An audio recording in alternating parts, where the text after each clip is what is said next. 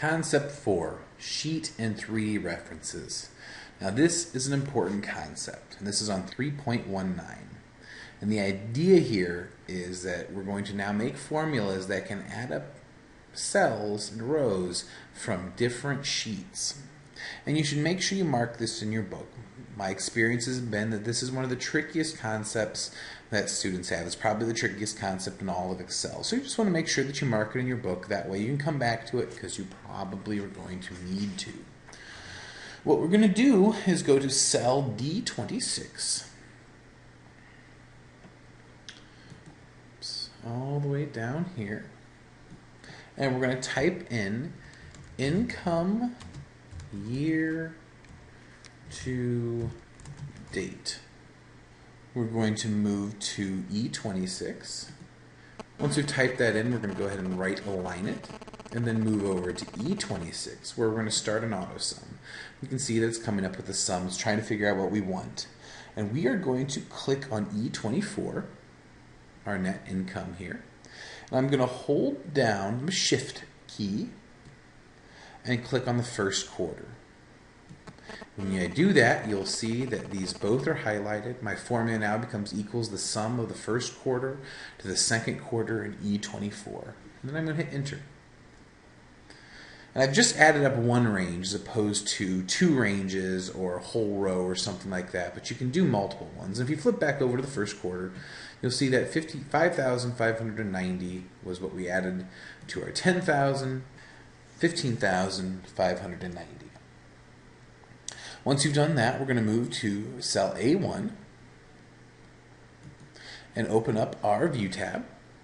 And we're going to turn off our grid lines so you can see what it would look like without any of those. Click on that one too and get rid of those headings. And it tells us to select any cell that is formatted in the accounting format and choose Copy from the context menu. So any of these figures here that are in accounting. And I'm going to right click and click on Copy. And then I'm going to right click on cell E26. And I'm going to come up here to Paste Options.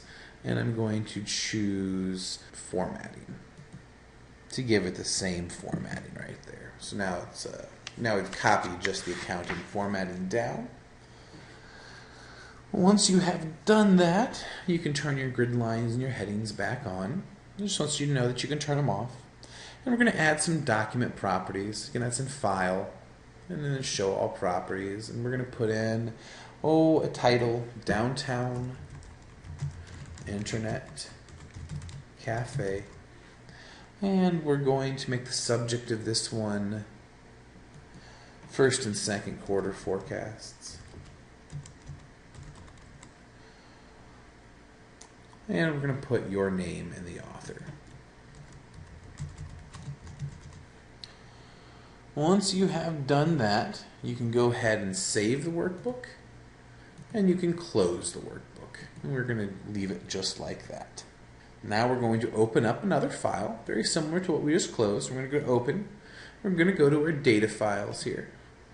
Find your Excel files, Lab 3. And this time we're going to pick up Annual Forecast.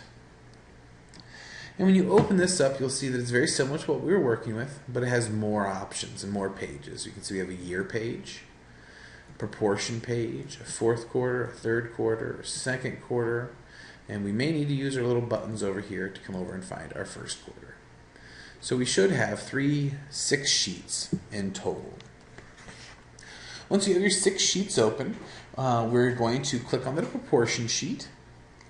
And we're going to come up to the Cells group in the Home tab. So in our Home tab, our Cells group, we're going to come to Delete, and we're going to click on Delete Sheet. Note when you do this, it's going to ask you, are you sure? And we're going to say yes, because once we've done it, it's gone.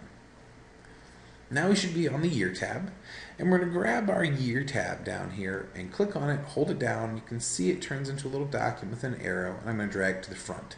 So now my Year tab is the first tab, so you can easily move around, color, rename tabs, etc. So now we're down to 5 tabs.